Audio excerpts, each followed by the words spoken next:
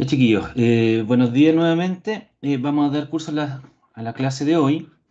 Nos quedamos en la clase anterior viendo lo que era línea de energía. Que yo les comentaba que la línea de energía es una representación gráfica de el estado, digamos por decirlo así, o de la cuantificación de la energía al interior de un sistema, en este caso particular de una tubería. ¿Ya? Y aquí nosotros estábamos utilizando unos piezómetros que nos permiten determinar o medir la altura de la columna de agua, ¿cierto? Que hay dentro de la tubería y que eso se refleja, como lo vimos nosotros en el módulo 1, con la altura de presión. O sea, si yo instalo este tubo, este primer tubito vertical que se ve acá, hago una especie de T, ¿cierto? Cosa que el agua pueda ascender verticalmente, va a alcanzar una cierta altura. Y esa altura que alcance dentro del tubo va a ser una representación gráfica de la presión que hay en ese punto al interior del tubo. Entonces, si yo eh, tengo acá mi tubito, ¿cierto? Mi tubería, por donde está pasando agua, e instalo dos piezómetros, uno acá y otro allá, y si el agua en el primer piezómetro asciende hasta esa altura, obviamente esto está... aquí la vamos a borrar para que se entienda de que ahí están esos conectados, ¿cierto? Como una T, o sea, el agua puede ascender por ahí. Y en el siguiente tubo está acá, ¿cierto? Significa que la presión cayó de esa manera. Hubo una baja en la presión en ese tramo de tubería. ¿Se entiende? Y la altura que alcance el agua dentro de esa tubería, si pongamos 1 metro, y acá 50 centímetros tenga, 0,5 centímetros, o sea, perdón, 0,5 metros, significa que la presión decayó en 50 centímetros. ¿Ya? Recuerden que la presión es igual a la densidad, perdón, la masa específica por la gravedad por la altura, ¿cierto? Entonces, si quiero transformarlo a pascales, como es agua, son 1000 kilogramos por metro cubo, por 9,81 metros segundo al cuadrado, por la altura, supongamos que estamos calculando la presión 1, que es esta, ¿cierto? Asociada a eso, por 1 metro. Y eso me va a dar un cierto valor en pascales, que va a ser 9800... ¿cuánto va a ser? 9810 pascales. Estoy en lo correcto, ¿cierto? Esa sería la presión en este punto. En el punto A. Me dan un segundito, muchachos, vengo al tiro. Un minuto.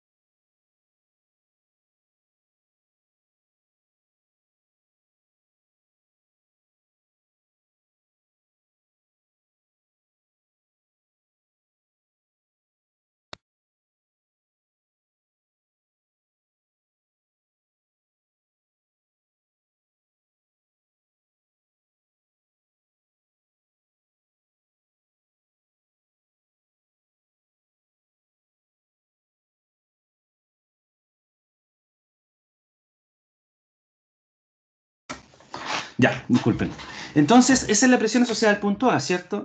Y la presión en el punto 1, en realidad, lo nombramos punto 1. Punto 1. Y en el punto 2, lógicamente va a ser la presión, ahora no con 1 metro de columna de agua, sino que con 0,5 metros. Entonces, esa va a ser la caída de la presión. Y de acuerdo a la conservación de la energía,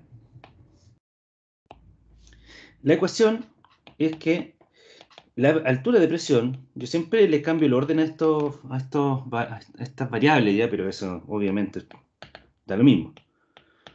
Es igual a la altura de presión en el punto 2 más la columna de velocidad más la cota en el punto 2 más las pérdidas totales, ¿cierto?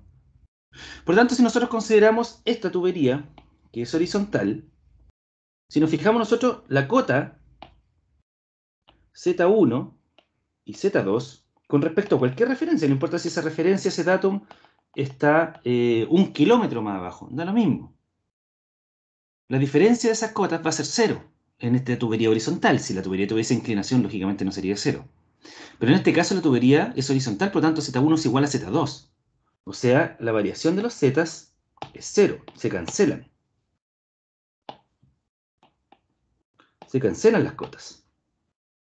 Y en este caso particular también, la tubería, el diámetro es constante. El diámetro es constante en esta tubería. Por lo tanto, si el diámetro es constante, ¿qué pasa con las velocidades?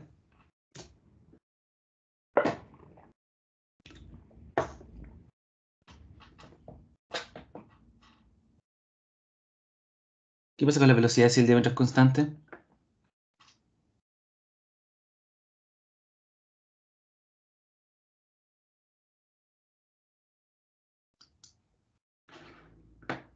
¿Alguien?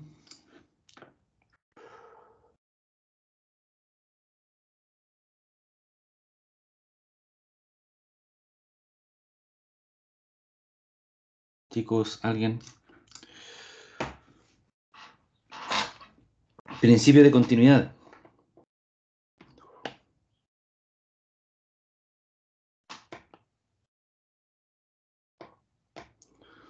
Por continuidad, el caudal es constante. Y recordemos que el caudal es velocidad por área. Por lo tanto, la velocidad 1 por el área 1 tiene que ser igual a la velocidad 2 por el área 2. Y si las áreas son iguales porque el diámetro es constante, ¿cierto? Necesariamente me queda que velocidad 1 es igual a velocidad 2. Por lo tanto, la altura de velocidad v1 al cuadrado partido por 2g y la altura de velocidad v2 al cuadrado partido por 2g se cancelan. Entonces, fíjense que en la ecuación ahora simplemente me queda que la presión 1 es igual a la presión 2 más pérdidas totales. O sea, P1 menos P2, reordenando esto, dividido el peso específico es igual a las pérdidas totales. Lo que quiere decir que la caída en la presión, P1 menos P2, es igual a lo que se pierde en energía. O sea, aquí la pérdida total, claramente, son 0,5 metros. Porque la caída en la presión, P1 menos P2, es 0,5 metros. Y sobre ella hay una línea imaginaria que es la línea de energía. Esta es la línea piezométrica, LP. Y sobre ella hay una línea imaginaria para un piezómetro, ¿cierto? Que es, en este caso, paralela a la línea de presión, que es la línea de energía, y cuya altura es v cuadrado partido por 2g. Ahora bien, en este caso, como el diámetro es constante y la velocidad es constante, la línea de energía es paralela. Pero si el diámetro se fuese cambiando, fuese aumentando o disminuyendo el diámetro, supongamos tenemos una tubería así, ¿cierto? Tendríamos la línea de presión entre estos dos puntos, de alguna forma, ¿cierto? Que va cayendo la línea de presión, y la línea de energía partiría desde algún punto a una altura V1 al cuadrado partido por 2G por sobre la línea de presión, ¿cierto? Este es el punto 1.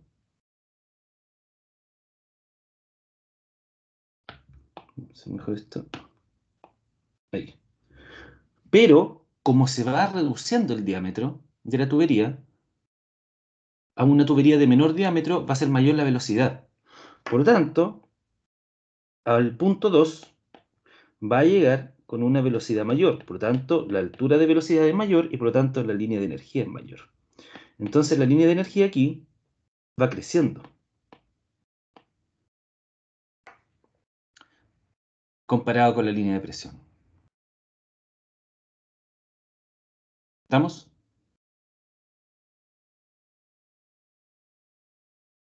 profe. Ya. En estricto rigor, aquí sí hay un error. No es que la línea de energía no tiene pendiente positiva, y eso hay que tener harto cuidado. Se va separando y va aumentando, pero siempre va descendiendo. Ahí. Línea de energía. Siempre va descendiendo. ¿Ya? Voy a cerrar estas cosas para que no metan ruido. Pero siempre van descendiendo. Ambas.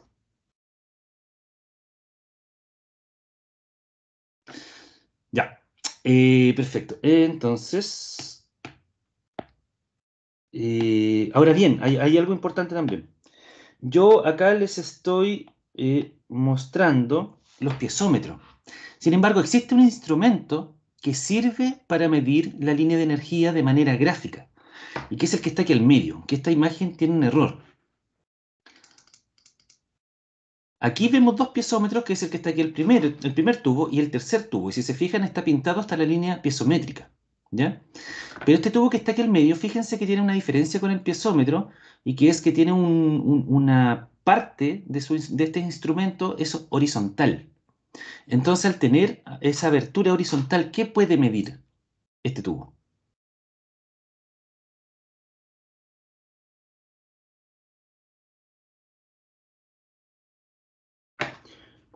Miren, dibujémoslo mejor. El piezómetro, supongamos que está la tubería, y aquí está el piezómetro instalado, que es una T vertical. La presión de un punto, ¿cierto? Como no tiene, es un escalar, no tiene vector, es la misma en todas las direcciones, ¿cierto? Ejerce presión en todas las direcciones. Por lo tanto, esa es la gracia del piezómetro. Como es vertical, esta presión de este punto se transmite a través de las moléculas de agua, una con respecto a la otra, ¿cierto?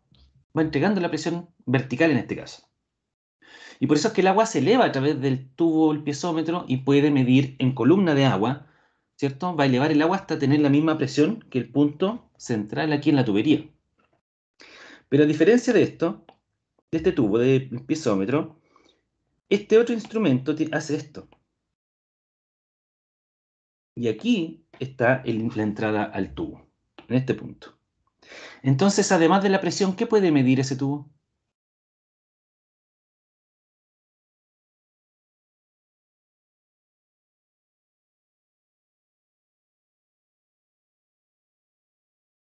¿Qué se le ocurre? ¿Qué está midiendo?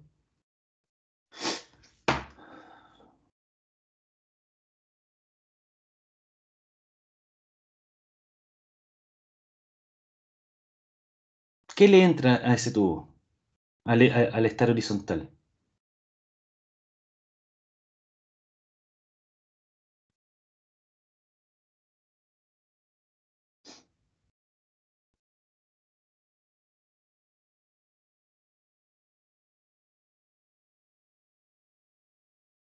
A esto se le llama tubo de Pitot. Y el tubo de Pitot le entra, en este caso, la velocidad del agua está midiéndose en este punto, en la entrada al tubo. Entonces, además de la presión de ese punto medio aquí, que se está ejerciendo, ¿cierto? En todas las direcciones, está ejerciendo presión sobre el agua que está acumulada en este tubo. El agua que está acumulada en el tubo, la presión está ejerciendo que esa agua aumente, ¿cierto? En altura y llegue a un cierto nivel acá en el tubo de Pitot. Además de eso, está la energía cinética.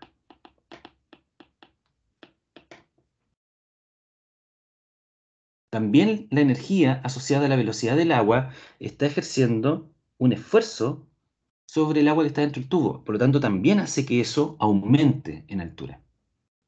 Entonces, en estricto rigor, el tubo de Pitot te mide la línea de energía. Y por eso les digo que hay un error en este dibujo, porque en estricto rigor debiese estar pintado hasta el nivel de la línea de energía. El piezómetro te mide hasta la línea de presión y el tubo de Pitot te mide hasta la línea de energía. ¿Ya? O sea, te mide la columna de agua. Perdón, la carga de velocidad, además de la altura de presión.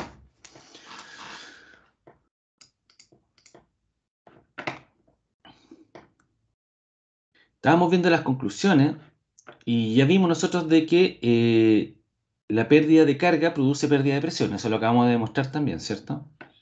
Ahora, nosotros lo demostramos aquí directamente para una tubería horizontal. No era esa, era esta. Aquí lo mostramos para una tubería horizontal. Si esta tubería no fuera horizontal, si fuera, por ejemplo, inclinada, obviamente tendríamos distintas cotas, ¿cierto? Si tenemos aquí nosotros nuestra referencia y tenemos un tubo que va ascendiendo hacia allá, lógicamente aquí la cota 1 es distinta a la cota 2. Z1 es distinto a Z2. Por lo tanto, ya no podría cancelarlos y quedarían dentro de la ecuación. Por lo tanto, ahí la caída de la presión, además de depender de las pérdidas, también depende de la altura a la que tenga que llegar el agua. A medida que más alto tenga que llegar, más desciende la presión, menor presión va a haber. Y es por eso que en algunas casas, los segundos o tercer pisos, ¿cierto? De repente el agua no llega con la misma presión que en el primero, ¿cierto? Por un lado está que está perdiendo energía porque tiene rozamiento en la tubería, ¿cierto? Tratando de llegar del primero al tercer piso, por ejemplo. Pero además de eso, pierde presión por el hecho de que tiene que llegar más alto.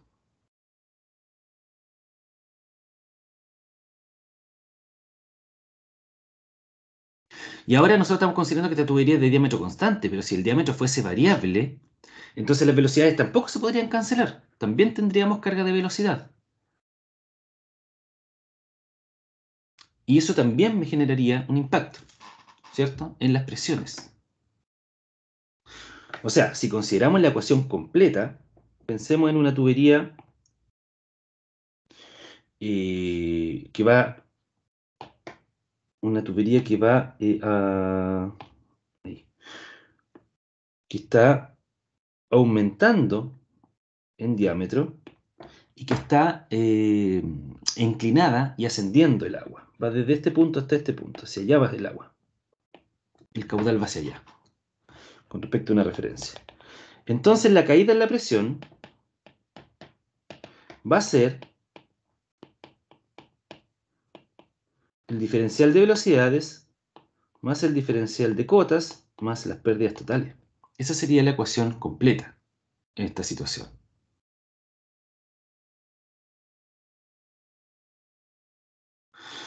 Entonces, si yo les pregunto, ¿qué sería conveniente? Supongamos que tenemos esta situación, ¿ya? Y que podría ser una pregunta de prueba.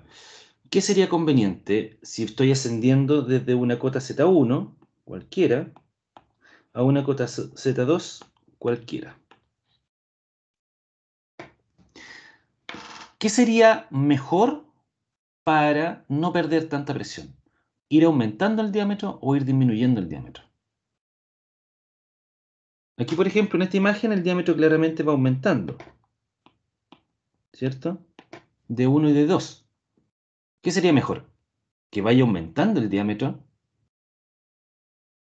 o que vaya disminuyendo el diámetro? Que disminuya, Que disminuya. ¿Por qué que disminuya? porque donde será más chica el área, mayor será la velocidad. Ya, y si aumenta la velocidad, ¿qué pasaría con la presión? Fíjese aquí. Aumenta. ¿Seguro? Si usted dice aumenta la velocidad, o sea, si aumenta V2, ¿qué pasa si aumenta V2? ¿Qué pasa con la diferencia de presiones? Disminuye. Al revés. A mayor diámetro, menor presión. Hay mayor diferencial de presión en este caso. Perdón. A mayor diámetro hay menor presión, porque disminuye la velocidad. A ver, estoy confundiendo solo, perdón. A mayor diámetro de tubería hay menor velocidad y hay mayor presión. A menor diámetro de tubería hay mayor velocidad y hay menor presión. O sea, lo que conviene es que la velocidad 2 vaya disminuyendo, para que así disminuya la caída en la presión. Eso grábenselo. Entonces, si ustedes tienen en algún sistema que estén analizando de red de tubería y ven que una tubería que utilizaron, por ejemplo, no sé, una tubería de 110 milímetros, y ven que la presión es muy baja en ese punto, es conveniente generar un reemplazo de esa tubería a un diámetro mayor, porque al aumentar el diámetro disminuye la velocidad y con eso aumentan la presión. Eso es ley. Apréndanselo de memoria y les va a servir mucho en el trabajo después. A mayor diámetro de tubería, menor velocidad, lo que implica mayor presión. Y viceversa. Le voy a poner aquí, a mayor diámetro, menor velocidad, mayor presión. Y obviamente, a menor diámetro implica mayor velocidad, que vaya más rápido, y por lo tanto disminuye la presión. ¿Ya? La línea de gradiente hidráulico, o línea de presión, que se le llama gradiente hidráulico, ahí está, la línea de presión, ¿cierto? La primera que tenemos acá, indica por medio de su altura sobre el eje de la tubería la presión en cualquier punto de ella. Lo que explicamos hace un rato atrás, ¿cierto? Que obviamente la línea de presión coincide con la columna de agua. Entonces, si yo tiro aquí esta línea uniendo estos dos puntos, y si yo instalara en cualquier lado otro tubo de pitot, o sea, perdón, otro piezómetro, entonces la columna de agua siempre va a coincidir con donde corte esa línea de presión al piezómetro. Siempre. ¿Ya? ¿Por qué? Porque indica la presión del punto en el eje de la tubería. En una tubería con diámetro y rugosidad constante, a X metros mayor pendiente del gradiente hidráulico, X metros mayor será la altura de velocidad del fluido. Esto quiere decir que la línea de energía y presión son paralelas. Esto es cuando el diámetro es constante. ¿Ya?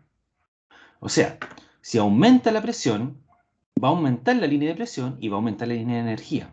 Y la línea de energía, para diámetro constante, insisto, la línea de energía va a estar a b cuadrado partido por 2g sobre la línea de presión. Recuerden que la diferencia entre la línea de energía y la línea de presión es la carga de velocidad b cuadrado partido por 2g. ¿Ya? La línea de energía siempre disminuye en la dirección de escurrimiento, salvo que se coloque una bomba, y eso lo vamos a ver ahora. O sea, la línea de energía siempre va descendiendo, que es lo que les expliqué también cuando les dije aquí que el dibujo no estaba bien hecho y lo corregí, porque la línea de energía siempre va disminuyendo en la dirección del escurrimiento. Siempre. A menos que se coloque una bomba, y como les digo, eso lo vamos a ver ahora. La línea de energía y la de gradiente, la línea de presión, coinciden con la superficie libre para un líquido en reposo como en un estanque. Eso es bastante obvio porque en un estanque,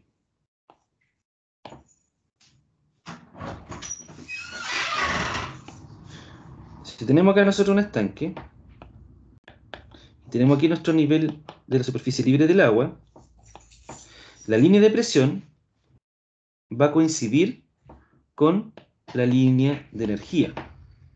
Y eso es porque en un estanque el fluido está en reposo, no tiene velocidad. Por lo tanto, la línea de energía no está por sobre la línea de presión, son iguales. No hay b cuadrado partido por 2g, que es igual a 0. Entonces coinciden. Y además la línea de presión, como mide la presión del punto que se está analizando, lógicamente coinciden porque la superficie libre de un estanque, la presión manométrica, ¿cierto? Es 0. Sabemos que hay presión atmosférica, pero nosotros aquí estamos trabajando con presión manométrica. Luego, la línea de energía está b cuadrado partido por 2g por sobre la superficie del agua en el piezómetro, ¿cierto? Que eso ya lo explicamos también. Y si sumamos la línea de agua del piezómetro más el b cuadrado partido por 2g, coincidiría con si fuese un tubo de pitot, ¿cierto? Coincidiría con la carga de agua si fuese un tubo de pitot. Y la cota piezométrica o gradiente hidráulico, que a eso se le llama a la altura de presión más la cota, corresponde a la altura del datum hasta la línea de presión. ¿Ya? Recuerden que eso nosotros lo llamamos altura de presión, aquí está. ¿Ya?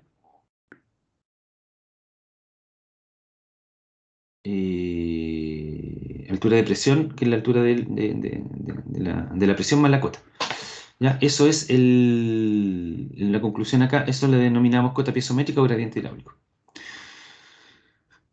Entonces, una bomba, como nosotros lo vimos anteriormente, acá, ¿cierto? Eh, la potencia útil dividido el peso específico del fluido, que en este caso vamos a trabajar ya, vamos a hablar siempre de agua, ¿cierto? Dividido el peso específico del agua por el caudal, al desarrollar esta ecuación, ¿cierto? Que nosotros resolvimos en las últimas clases, tenemos que el trabajo útil es el trabajo desarrollado, en este caso la potencia útil, y la potencia dividido por el peso específico y el caudal me queda en altura útil, por así decirlo, ¿cierto? Estamos trabajando aquí nos quedamos con unidades de metro en la ecuación de energía. Como es el trabajo que está realizando el fluido, el trabajo puede realizarlo hacia el exterior o puede ser realizado desde el exterior hacia el sistema, hacia el fluido en este caso. Eso lo determinamos a partir de la primera ley de la termodinámica, ¿cierto? Por tanto, el trabajo que se puede utilizar del agua puede servir para generar energía eléctrica, por ejemplo, a través de una turbina, entregarle la energía del agua a la turbina y transformarla en energía mecánica, y la energía mecánica transformarla en energía eléctrica, o bien utilizar energía eléctrica con una bomba, transformarla en energía mecánica y la energía mecánica traspasarla a energía hidráulica, al agua. ¿Ya? Por lo tanto, si nos fijamos, si estamos analizando aquí solamente lo que es bombas, ¿cierto? No hay turbina, solamente una bomba. El delta H bomba es igual a la potencia dividido el peso específico por caudal.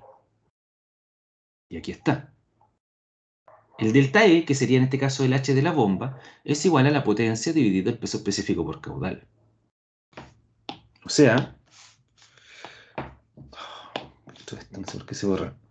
El delta H sub V, le vamos a poner que va a ser la bomba, es igual a la potencia de la bomba dividido el peso específico del agua por el caudal. O sea, la potencia de una bomba se determina como la carga hidráulica por el peso específico por el caudal. Y ese delta H de la bomba, ¿cierto? Se puede determinar.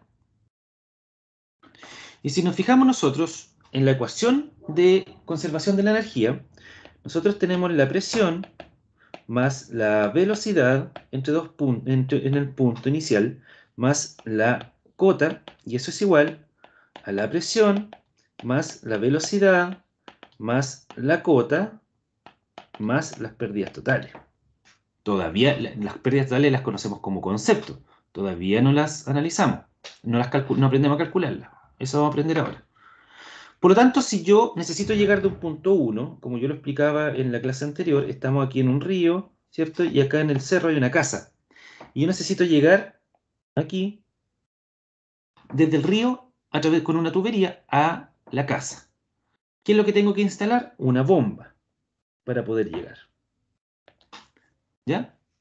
Por tanto, yo le voy a inyectar energía a mi sistema, porque naturalmente no puede llegar desde el río a la casa, ¿cierto? Que está en altura. Por lo tanto, tengo que inyectarle energía a mi sistema para que el agua llegue a la casa. Por lo tanto, ¿dónde está la bomba aquí?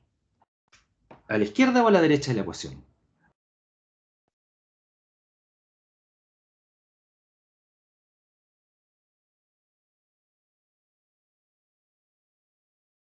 ¿Dónde va la bomba?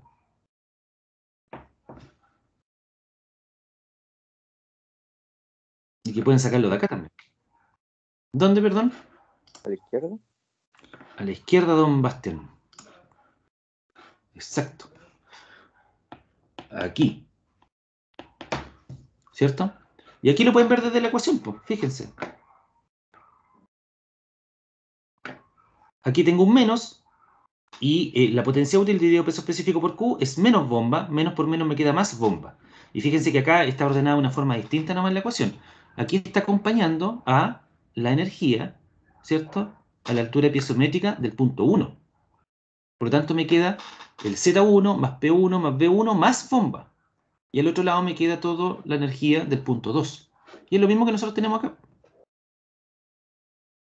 Y es bastante también obvio desde el punto de vista físico. Porque si el agua del río no puede llegar de forma natural a la casa, le necesito inyectar energía a el agua del río para que llegue a la casa. O sea, tengo que inyectar la energía de la bomba, el delta H bomba, a la energía disponible en el punto 1, ¿cierto? Desde el punto de vista físico y matemático me calza todo. Entonces, mi bomba lo que va a hacer es que le va a inyectar energía al sistema. Entonces, fíjense que la línea de energía, supongamos que esta cajita es la bomba, viene mi línea de energía a la izquierda de la bomba y al momento de llegar a la bomba, aumenta.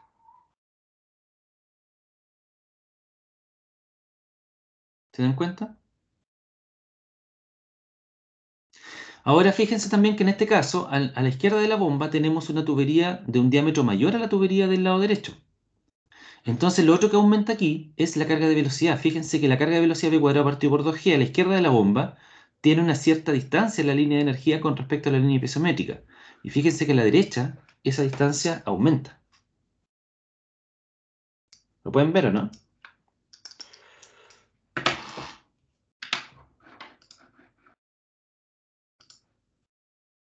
¿Se puede ver, chiquillos?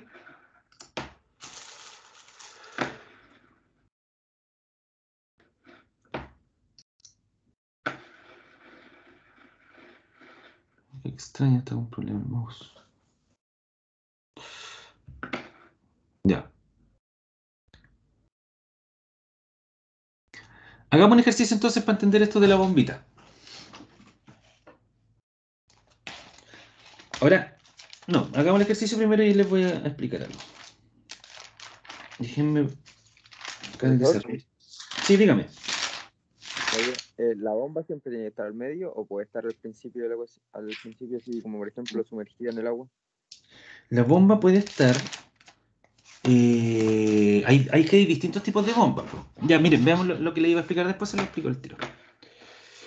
Hay distintos tipos de bombas.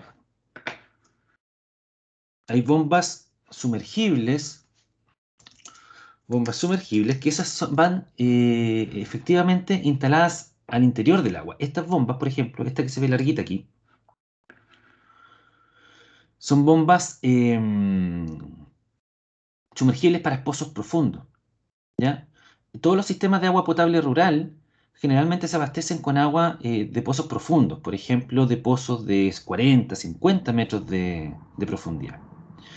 Entonces lo que hace esta bombita, se hace una perforación en la tierra, supongamos que aquí está el nivel del suelo, supongamos que aquí está el nivel del suelo, ¿ya? Y se utiliza una máquina, hay distintos tipos de máquinas, pero hay unas que son hincadoras, son como las piloteras, esas que van hincando pilotes en la tierra, son parecidas. Entonces lo que hacen estas piloteras es que van hincando un tubo hueco de acero en la tierra, ¿ya? Así. Y le va pegando aquí arriba con un mazo, supongamos que es así, y la va golpeando. Entonces se va hincando este tubo en la tierra, ¿ya? Llega un punto, obviamente, en que tubo con tubo, ¿cierto? Llego a 40, 50, 60 metros de profundidad. Voy uniendo tubo y sigo golpeando, golpeando, golpeando.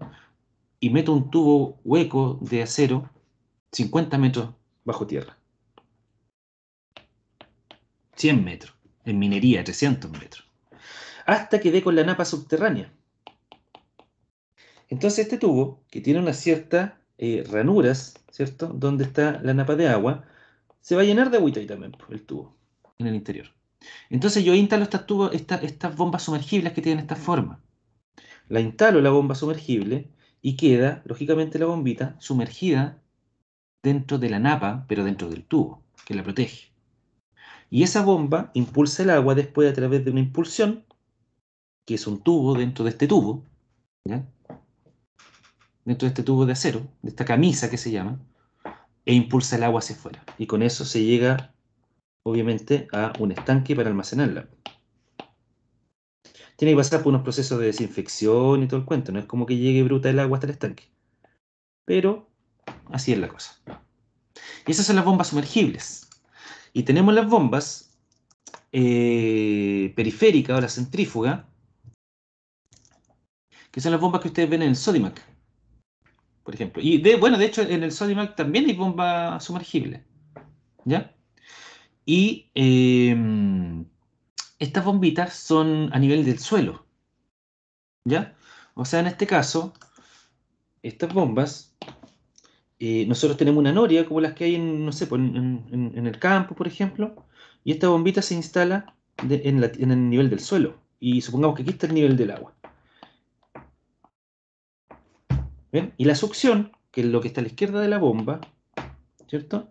Se instala, se sumerge en este pozo, o en esta noria, y se saca el agua para impulsarla hacia algún lugar.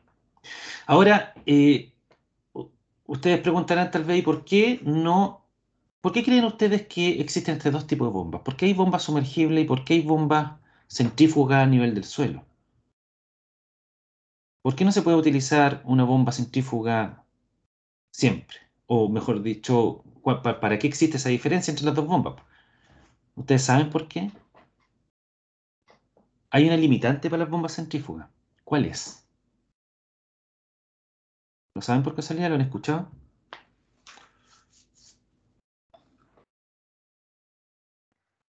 Que el agua que no puede estar tan abajo. Tiene cierta altura, ¿no? Perfecto, bien, muy bien. ¿Quién fue? Estaba mostrando cámara. ¿Quién fue? ¿Don Edinson? Sí. Bien, Edinson, exacto. Súper bien. Hay una limitante en la altura de la succión entre el eje de la bomba y la superficie libre del agua. O sea, yo les dije, por ejemplo, en el caso anterior de la bomba sumergible, puede estar 50, 100 metros, 200 metros bajo tierra, instalada. Pero está sumergida dentro del agua, por lo tanto no tiene succión, tiene solo impulsión. La impulsión es lo que está a la derecha de la bomba. Esta es la impulsión. Y esto, lo que está a la izquierda de la bomba, la tubería que está a la izquierda, es la succión. Y la succión tiene una limitante de cotas. ¿Y qué es esa limitante de cotas? ¿Cuál sería? ¿Cuál es la altura limitante entre el eje de la bomba y la superficie libre del agua?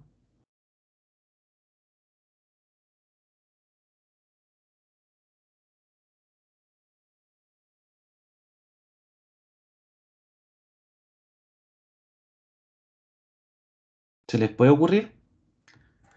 Como 4 metros parece, algo por ahí, o 5. No estoy Más, seguro. más. Es que aquí en mi casa nosotros pusimos una y el agua, mi papá tuvo que hacer un hoyo para poner la bomba porque tenía que estar la bomba 1 metro más abajo. Y está como a 4 metros, 3 metros el agua. Ya. Teóricamente, tiene razón, pero más. Teóricamente, la máxima altura a la que puede estar el eje de la bomba de la superficie libre del agua son 10,33 metros. ¿Y qué es esa altura? ¿A qué es igual?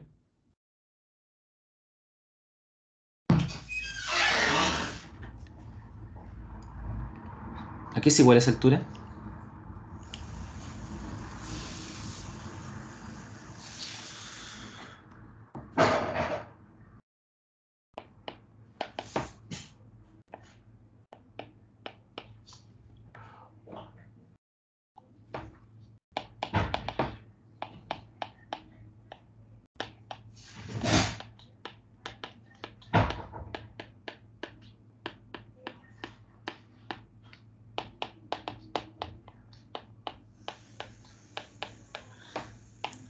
¿Qué es esa presión?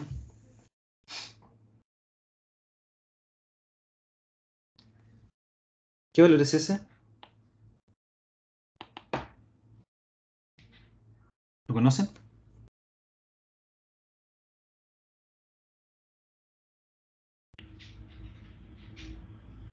Atmosférica, profe.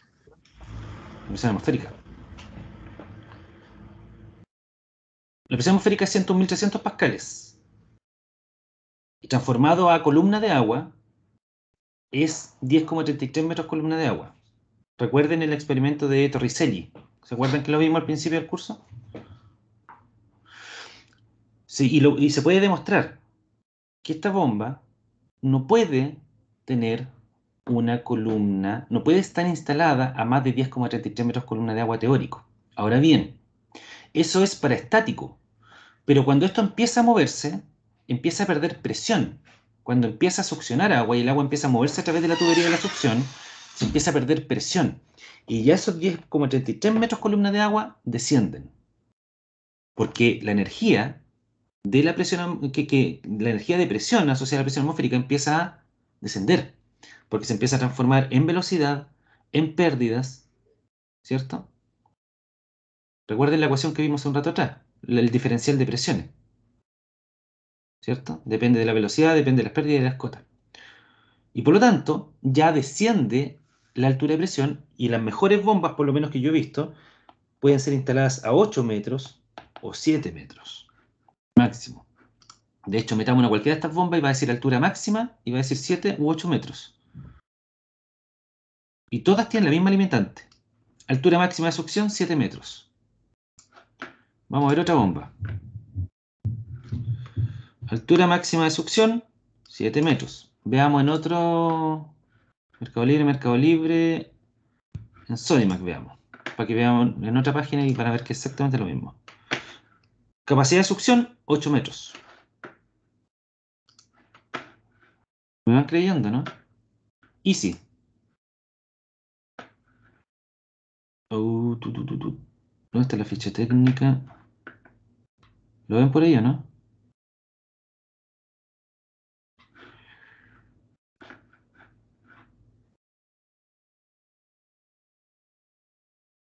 No, aquí parece que no aparece ese detalle. Y no veo dónde está la ficha técnica tampoco. Ya vamos a ver en otra página. ¿Me van creyendo, no? Lo que les estoy contando. A ver aquí Control Market.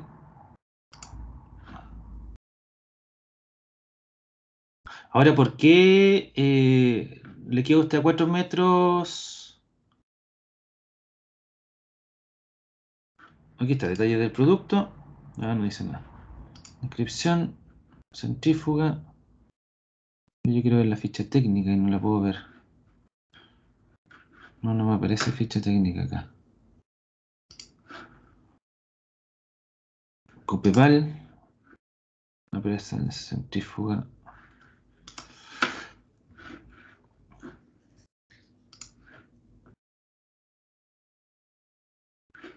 Ver más.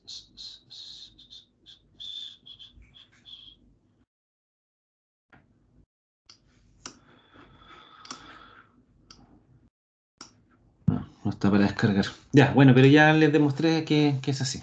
Y lo podemos demostrar también con ecuaciones matemáticas. Entonces la bomba sumergible, a diferencia de la bomba centrífuga, no tiene succión, porque está sumergida. Por lo tanto, no tiene problemas con respecto a la cota. ¿Ya? Y eso sí, en lo que coinciden todas las bombas es que pueden impulsar cualquier cantidad de metros o cota o lo que sea, ¿cierto? A cualquier distancia pueden impulsar agua. O sea, lo que está a la derecha de la bomba puede llegar a cualquier altura o a cualquier distancia. Obviamente, mientras más altura y mayor distancia, más grande va a ser la bomba, ¿no? ¿Ya? ¿Se entiende, no, chiquillos? ¿Les quedó claro? ¿Don Edinson?